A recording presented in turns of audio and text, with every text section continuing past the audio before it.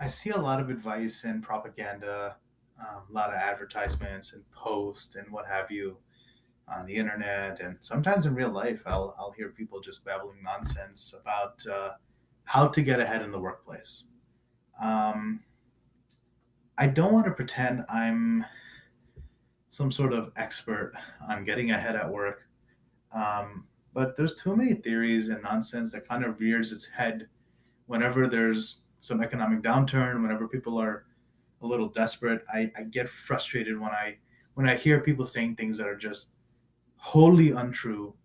And maybe there's some truth, but it applies to maybe one person, right? It worked for that one person, or it worked for their dad, decades ago.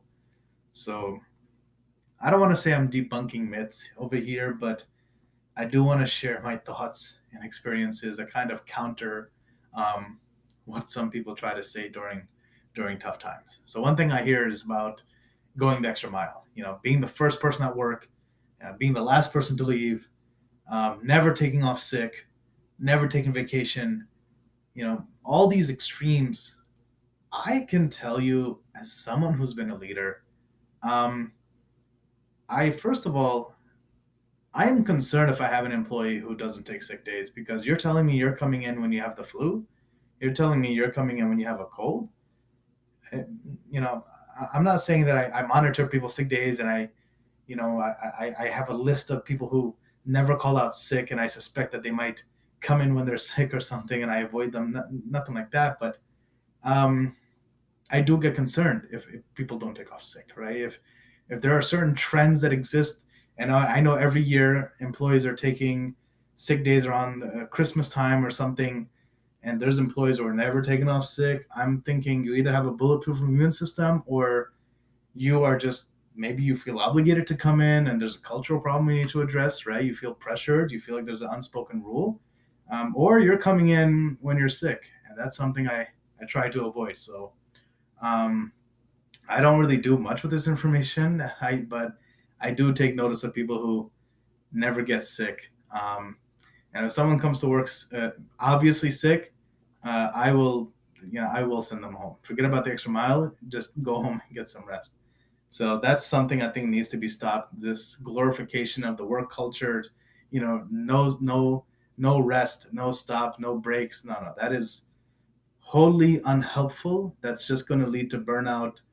There is no, in my opinion, as someone who's worked across, well, everywhere, right? Not everywhere literally, but multiple cities, multiple industries, multiple roles, right? I've been an individual contributor, I'm C-level, and everything in between. I can tell you, um, the psycho who's working 70-hour weeks, right? The hustle culture, that guy, in my eyes and in my experience, has had just as much a shot at getting promotion or more money or more bonus as the guy doing 9 to 5 with clear, healthy boundaries at work, who just focuses on doing his job, nothing more, nothing less. He takes adequate vacation time, takes adequate sick days.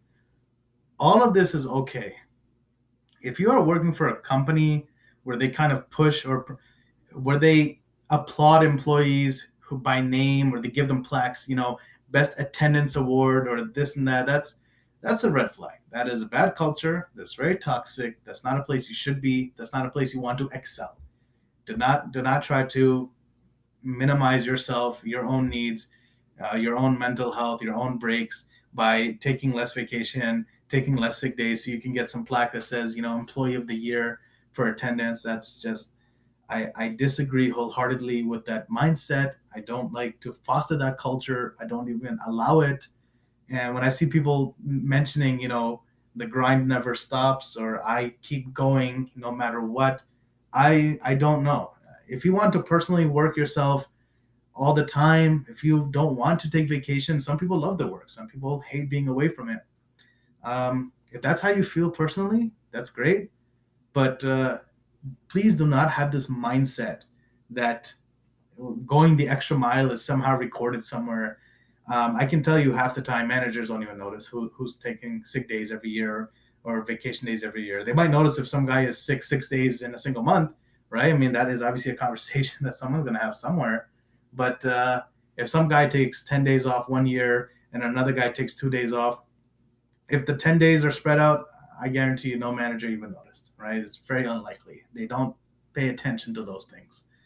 So please do not going the extra mile, at least in regards to attendance, that's not something that I have found helpful. And also in regards to output, I mean, just putting in extra hours, what does that mean, right? When people say you have to be the first person there, last person to leave, if I see someone putting in extra time, let me tell you the first thought that develops. This person is overworked, and I'm going to force them to work less and try to delegate the work to someone else.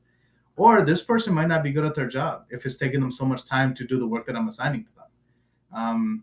So when people say, do all these extra hours, there has to be some point to it. It's not just coming to work early and leaving late. Like I need to know why you're doing it. I need to know why you're working overtime. I need to know what you're doing. If I just see an employee who's just starts being around work more and more, my first thought is that there's a problem here. It's not kudos. It's not this guy's amazing. My first thought really is he overworked or is he just bad at his job? Neither of these are good perceptions from your boss. And if your boss is anything like me, this is the thought that's going to come to him, not like, great job, I'm so proud of him. No, that's not what's going to go through someone's mind. Another thing I see is people say, whenever, if there's extra work, right? If you finish your work early, ask for extra work. Always ask for more work. Show your boss that, you care, you want to do more. And again, go the extra mile. I don't like this, right? And I'll tell you why. There has to be a point to it. I have gone the extra mile, but there has always been a goal in mind. For example, if I'm at a company and I know that, hey, in 6 months, I would like to leave for, a higher role, I will start putting in some more work, but that is only because I want to have something I can talk about during my interview when I'm going from director to senior director to VP to C-level. I want to work extra if it means you have to be intelligent about it. Only work extra or take on extra responsibilities if it means that you'll have more to talk about and you'll be able to better showcase your value in a higher role, or maybe a role at the same level that pays more at another company or internally, however it's set up for you. It should just make sense. So when people say, yeah, show your boss your value, be hungry, show him you're hungry, finish your work quick and then ask for more.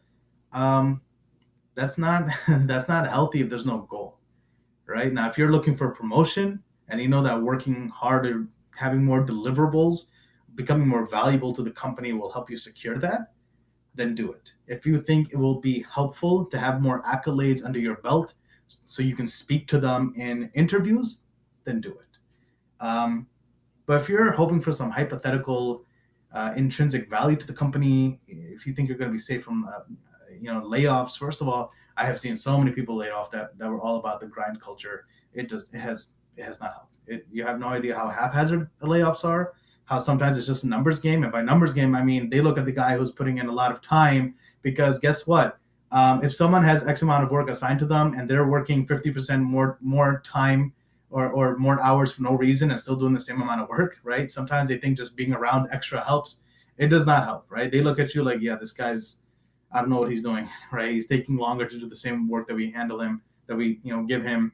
If some people are putting a lot of overtime because, again, they think, oh, it'll show that I'm a go-getter. Guess what? The guy who does a lot of overtime is just, he's just a liability as far as they're concerned. So there's just so many things that go into layoffs. So many people who think they're insulated by being valuable. They're really not. So, work extra if it makes sense and don't if it doesn't make sense. And I will tell you this, working extra without any specific goal in mind actually hurts a company, and I'll tell you why. I've had employees who, not my employees, thank God, this is not a culture I agree with, but I have seen employees in companies where they work extra, they work hard. Guess what? Whenever management is thinking about maybe we need to hire someone, this guy starts taking extra work off their plate, and then they go like, you know what? I can't justify hiring an extra person because this guy over here is a hungry hippo. He keeps, anytime there's extra work, he keeps taking it, right? He keeps asking people, hey, you need help with this, you need help with that. Just do your 40 hours a week. Let work pile up so that management can hire another person. Because the more people that are in a department, the stronger the department, right? The more money they get into their budget. So if I have an employee who's working 40 hours a week, and I see every week there's about 10 extra hours of work that, over time, I can come up with some rationale as those 10 hours become 12, become 15, the work will eventually, pile up and justify hiring another person. But if I have some guy who keeps doing all the extra work, all the work that piles up, I'm not going to have a justification to hire an extra person if that guy is doing the job of two people.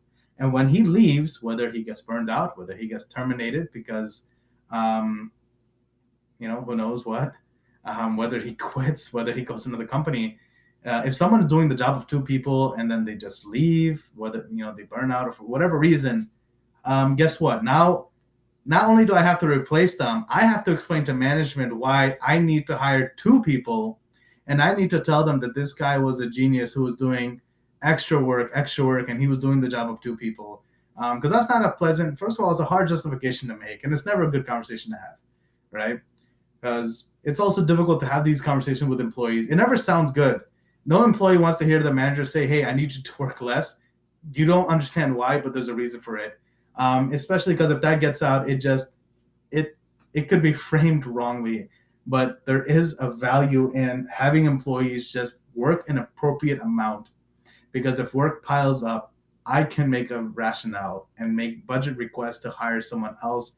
But I cannot do that if anytime I try to show the backlog has been completed by someone. So it's hurtful to you, and low-key, it's hurtful to the company. And just this whole hustle culture glorification, I don't like it. I mean, I'm seeing advertisements on Reddit or even on YouTube where people talk about, working harder, how to, strategies for like taking micro naps or something so that you can be more efficient. None of this is helpful, right? Only work hard if there's some sort of term date, if there's some timeline that you're working on, or working extra, or doing more, taking more responsibilities will benefit you, right? It might benefit you if you want to have a salary negotiation and tell your boss, hey, I'm doing things that are not in the original scope of my responsibility. I would like a raise, right? Do that. Again, approach it intelligently. Or maybe you want to use it for future interviews, or maybe even just for your performance evaluation, right? You might want to showcase that you did this, this, and this, and you accomplished more than was expected of you. So, maybe you'll be able to get a bonus that way. So at the end of the day, you're going to hear so many things from so many people. I just try to keep it simple. If it makes sense, do it. If it doesn't make sense, don't. And please, any company you're working for should not be asking you to go the extra mile. If a company has you working 50, 60 hours, I have done that, but only when it made sense. For example, in management roles where we're not really 9 to 5, there are things, there are distributed teams involved. So for example, I've been working on one coast and I'm managing teams across all the time zones in the US, or sometimes even overseas teams. So I might need to start my day a little bit before everyone else and end it after everyone else for the reasons that the job calls for it. But it makes sense. It makes sense at the high level. But if you're entry level or even mid-career and you're working 60 hours, I don't know if that makes sense. To each their own. Just do what's best for you, your mental health, your physical health, your career. Just approach things in a rational manner. Try to find justifications. If you get some advice from someone and it doesn't smell right, it doesn't pass the sniff test, or it doesn't make sense logically, they can't really explain it, then I would just avoid their advice. But I hope that people can put down healthy boundaries when it comes to work, build up that confidence, and understand that a job is just a job, right? People say career. I honestly see jobs, careers. Everything should be 9 to 5, or in my case, 6 to 10, right? 6 a.m. to 10 p.m. because I have a day job that I'm on consulting company, so working a lot. But healthy boundaries is extremely important to me, and it's something I try to have for my employees. I don't like to be texting them after hours. I don't like to be having them work through holidays. weekends. This isn't anything to be proud of. I hated it when I was a worker, and throughout the last few years, something important to me is I have always tried to be the boss, not the boss that I would have wanted as an employee, because when I was an employee, my expectations were low. Like I didn't, my idea of a great boss is just someone who doesn't make me hate life, right? I go to the other extreme where I try to be the boss that, the old me would have dreamed of, right? Not the sort of boss that I would have settled for, the sort of boss that, I would have loved to have, like would have had all the wish list requirements and everything. Um, and if you're in management, I tell you, don't drive your employees into the ground. Don't burn them out. It's costly. So if you're not someone who's empathic, you don't really care about your employees or their well-being. Um, do the math and look at the finances. It's extremely costly to hire employees. It can be up to 10 grand, sometimes 15 grand for an entry level employee. When you get to mid level, it can be up to 30 to 60. And when it comes to the C level, I mean, some companies are hiring, spending up to $250,000 just to find the candidate and actually get them into the onboarding process. So I'm not talking about the incentives, the relocation bonus. I'm not talking about the things that are given to the candidate. I'm talking about what is spent with HR through sourcing and screenings and recruitment and all the HR shenanigans. It can be up to the six figures to secure a C-level candidate. So if you're someone who doesn't care about employees, that's fine. You can just do the math. I'm telling you, it's profitable to keep your employees with a healthy work-life balance, to have them work appropriate hours, and just treat them like people, right? There's a certain math to it. And if you're an employee, I'm telling you, there is a math and formula somewhere that will tell you that having a healthy work-life balance is more profitable in the long term, because you can operate longer, and in the field you can work long term, versus if you just kind of grind and burn through your 20s, and then in your 30s you're just burned out, right? That's no good to anyone. So with that said, I am going to end this. Just really wanted to kind of address that hustle culture nonsense I've been seeing, just because I saw it on my Reddit app on my phone, and it just made me feel some type of way.